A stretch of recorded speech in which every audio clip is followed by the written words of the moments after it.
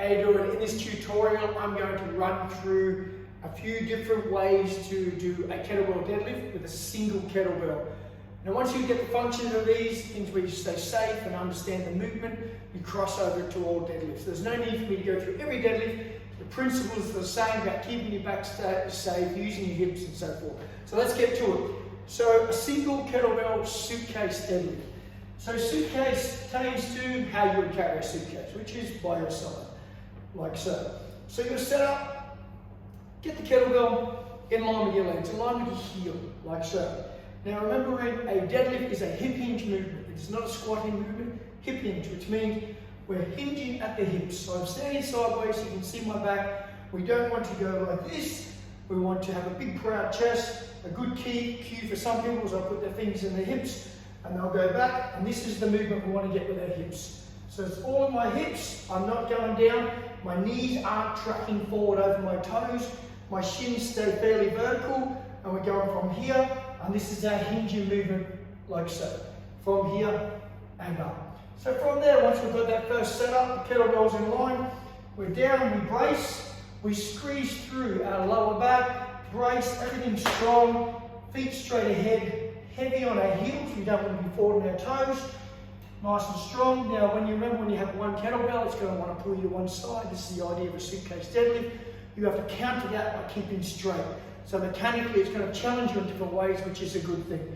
So from here, nice and strong, hands squeeze for radiation through the body, head neutral, we don't need to look up, hips look towards the ground, and drive. And then we go back down. Hinging through the hips. My feet are only about hip width apart. We don't need to go right to the ground, we're going just above the ankle. This is to represent if you had a barbell and we were doing this, we would only come down to here because you have your plate which touches the ground and the bar stops about mid-shin. So with a kettlebell, we're trying to represent the same thing. We come down just about mid-shin. So again, a couple more.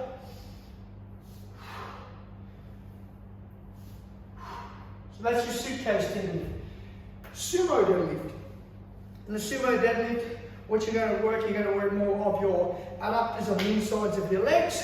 So we're going to go to wide stance. We call it sumo, as in a sumo wrestler. Nice and wide, feet slightly outwards. But again, it's a hinging movement. We're not trying to squat too much. This is great for the glutes, great for the adductors, like so. So all deadlifts are posterior chain exercise, which means the back of your body essentially. But there's a lot more to it than that, but we'll work in the back. From here, two-handed deadlift, this one. Legs will bend slightly, but again, we still hinge at our hips. Head neutral. Like I said, once you get the principles for deadlifting, it's going to cross over to all other deadlifts. The fact that you're stretched wide, you're going to feel on the inside of your legs, definitely your glutes and your lower back. So whether you've got two kettlebells, one kettlebell, like I said, the principles are all the same.